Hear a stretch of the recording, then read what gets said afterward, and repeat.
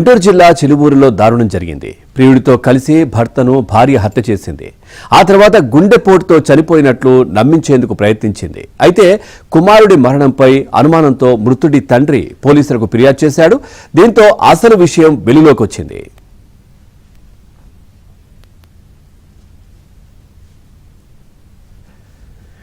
బిర్యానీలో నిద్ర మాత్రల పొడి కలిపి తినిపించిన భార్య అతడు గాఢ నిద్రలోకి వెళ్లిన తర్వాత ప్రియుడితో కలిసి హత్య చేసింది.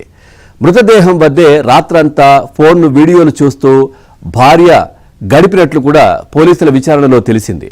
ఇదే విషయానికి సంబంధించి మరింత సమాచారాన్ని మా కరెస్పాండెంట్ సాంబశివరావు అందిస్తారు. సాంబశివరావు, గుంటూరు జిల్లా మంగళగిరి నియోజకవర్గంలో ఒక దారుణమైన సంఘటన వెలుగుతోంది. దుగ్గిరాల మండలం చిలువూరులో తన అక్రమ సంబంధానికి అడ్డు వస్తున్నాడంటూ నెపంతో ప్రియుడితో కలిసి భర్తను భార్య హత్య చేసిన సంఘటన చిలువూరు గ్రామస్తులను ఒక్కసారిగా భయాందోళనకు గురి చేసింది. చిలువూరు గ్రామానికి చెందిన మాధురికి శివనాగరాజుకి గత కొంతకాలం వివాహమైంది. ఈ మధ్యలో విజయవాడలో మాధురి సినిమా హాల్లో పనిచేస్తున్న నేపథ్యంలో అక్కడ గోపి అని ఒక యువకుడు పరిచయమయ్యాడు. వాళ్ళిద్దరి మధ్య పరిచయం కాస్త అక్రమ సంబంధంగా మారింది. అయితే అక్రమ సంబంధానికి తమ భర్త అడ్డు వస్తున్నాడని భావించిన నేపథ్యంలో గత రాత్రి భర్తకు బిర్యానీ తెప్పించి బిర్యానీలో నిద్ర మాత్రలు వేసి గాఢ నిద్రలో ఉన్న తర్వాత ప్రియుడు గోపితో కలిసి మొహం మీద తిండి పెట్టి గొంతు నిలిమి చంపారు. అయితే రాత్రి అంతా కూడా గోపి వెళ్ళిపోయిన తర్వాత రాత్రి అంతా ఉండి తెల్లవారుజామున గుండెపోటుతో చనిపోయినట్లు ఆమె చుట్టుపక్కల వారిని పిలిచి